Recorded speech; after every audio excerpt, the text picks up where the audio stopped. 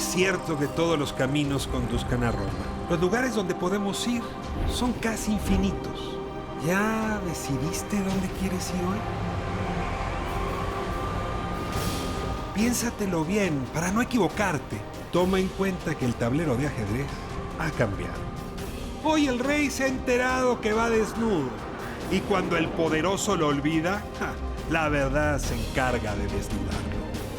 Hay que tener talento para pensar fuera de la caja, para combatir los prejuicios, los ajenos, pero sobre todo los propios. Cada quien posee una pieza única del rompecabezas. Por eso intentamos dialogar, para armarlo juntos. La palabra nos libera y la conversación nos empareja. Aquí no hay lugar común.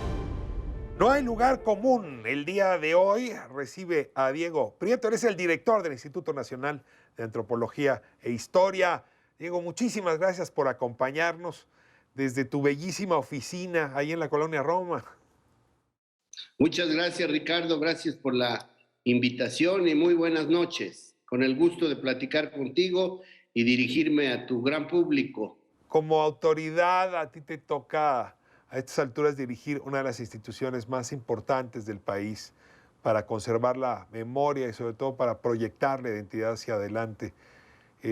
Llegar a ese asiento requiere haber recorrido muchos peldaños y siempre este programa arranca preguntándose cómo alguien se subió a esa escalera. ¿A qué edad Diego Prieto decidió que la antropología iba a ser, o la historia y las memorias iban a ser su tema?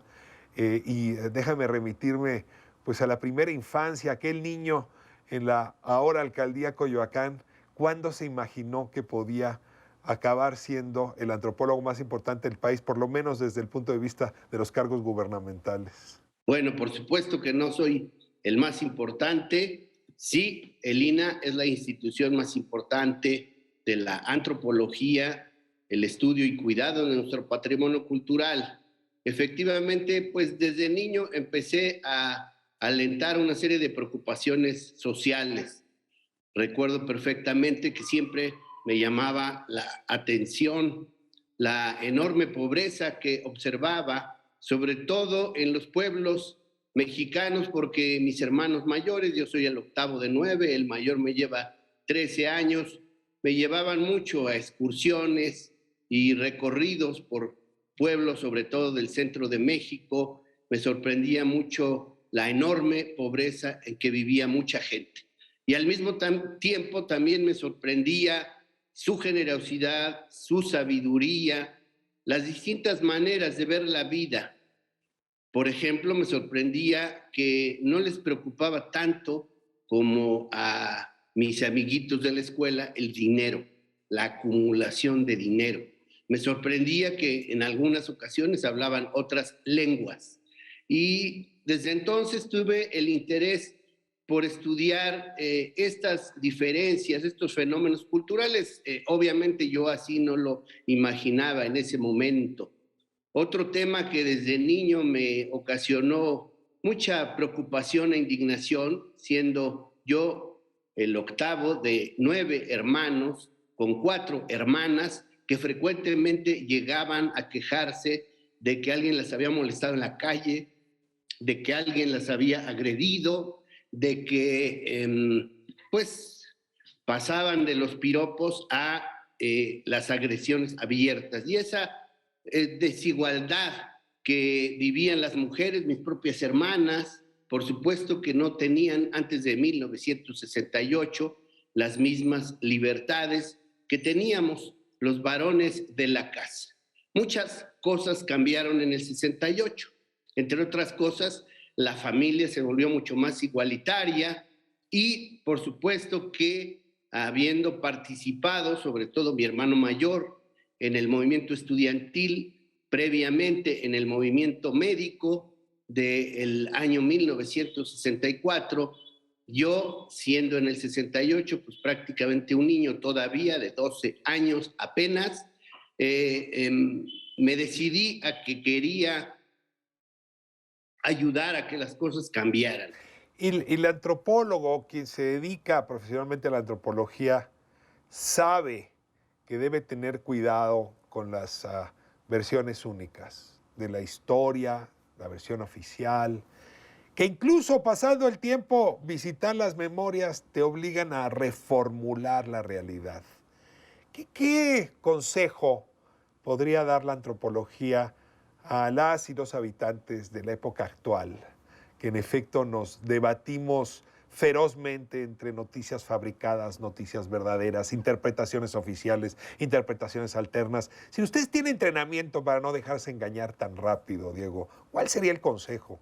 Sí, mira, yo creo que en primer lugar entender que no hay una sola manera de entender el mundo, no hay una sola manera de pensar los hechos, no hay una sola manera de mirar la historia. Por supuesto que existe una pluralidad epistemológica, una diversa manera de construir los conocimientos, pero incluso en la antropología se debate la existencia de una pluralidad ontológica, es decir, construimos el mundo en nuestro pensamiento de diferente manera. De manera que no necesariamente la diferencia de opinión es entre una opinión verdadera y una falsa. Pueden ser opiniones verdaderas ambas. Por supuesto que también hay mentira y hay engaño.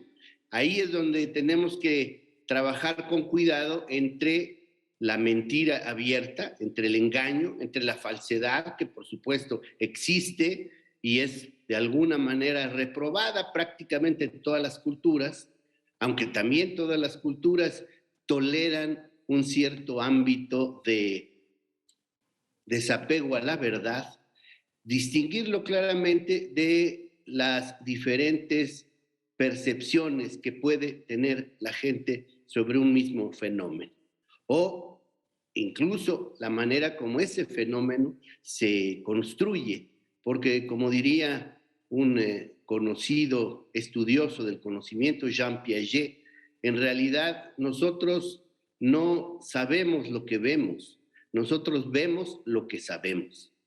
Lo que no sabemos, no lo vemos. Estamos en una época donde se habla de la decolonización como una forma, en efecto, de quitar este centro de algunas culturas y la periferia de otras. Pero el otro gran fenómeno es terminar con el patriarcado. Ya referías hace un momento a la relación entre hombres y mujeres en la época de tu familia y tu niñez. ¿Tú dirías que la antropología ha estado aportando también en esa dirección? Bueno, yo creo que sí, es en el ámbito de la antropología donde en buena medida se empiezan a desarrollar los cuestionamientos más profundos a la desigualdad de género. Y aquí también, ahora que hablábamos de referencias biográficas, me viene a la memoria un recuerdo que me dejó muy claro cómo las relaciones de dominación son introyectadas también por los sectores dominados. Iba caminando por la calle de Moctezuma, esquina Allende, allá en Coyoacán, enfrente de lo que entonces era un banco internacional, y observa a un señor golpeando a una señora. Yo tendría unos 9 años, era chaparro, flaquito, bastante esmirneado ahí, pero pues armado de valor y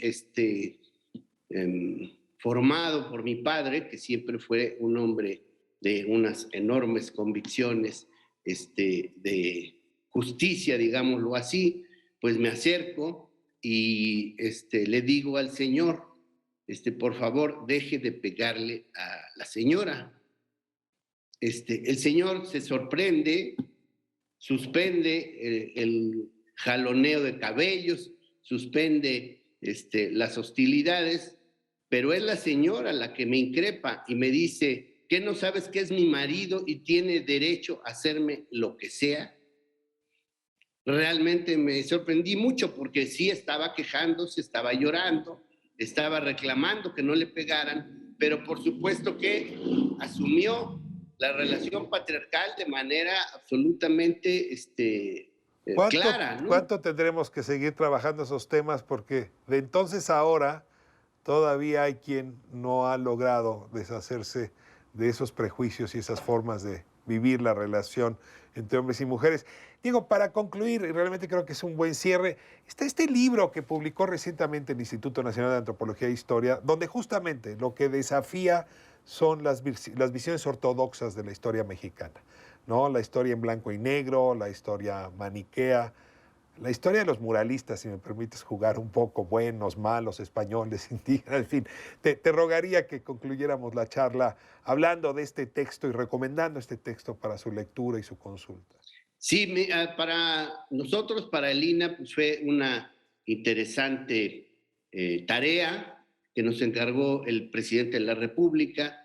Me dijo que quería que tuviéramos un libro que planteara una visión integral, plural, diversa, antropológica e histórica de lo que es México, las diferentes culturas y civilizaciones que han florecido en nuestro territorio, los diferentes componentes desde el punto de vista étnico, regional, cultural e histórico, y fuimos construyendo este libro incorporando a muy distintos colegas que provienen de la antropología, de la historia, de la biología, de los estudios ambientales, de las luchas indígenas. No solo gente del INA, también estuvo gente de la UNAM, de la UAM, del Colegio de San Luis, de la Universidad Autónoma de Querétaro y del Instituto de Estudios Históricos de las Revoluciones de México. Es un libro sobre todo antropológico que tiene la finalidad de ser distribuido, ya ha sido distribuido entre todos los profesores de secundaria que imparten historia, civismo, geografía o ciencias sociales, para que ellos tengan mayores elementos para el desarrollo de la formación de los escolares, sobre todo en la educación básica y media básica. Es un libro que, como pocas veces ocurre en el ámbito de los investigadores del INA, pues se imprimió en 120,000 ejemplares, lo cual entusiasmó mucho. Logró que pues los investigadores pudiéramos regresar a la idea de vincular la tarea cultural con la tarea educativa. Como desde un principio decimos, no es un libro, no es una historia oficial, para nada. No existe la historia oficial, por lo menos en una sociedad democrática, y como bien lo has dicho, de lo que se trata es de cómo las distintas miradas las podemos complementar. Pues la historia hay que mirarla sin lugares comunes, porque eso es lo único que nos permite vivir en paz en el espacio común, si me permites decirlo. Ha sido una delicia poder tenerte aquí en este espacio, en ADN 40. Diego Prieto, director del Instituto Nacional de Antropología e Historia. Hasta la siguiente. Muchas gracias. Muchas gracias, Ricardo. Ojalá que pronto sea la siguiente. Cuenta conmigo y agradezco muchísimo el espacio. Próximo sábado, 11 de la noche, ADN 40.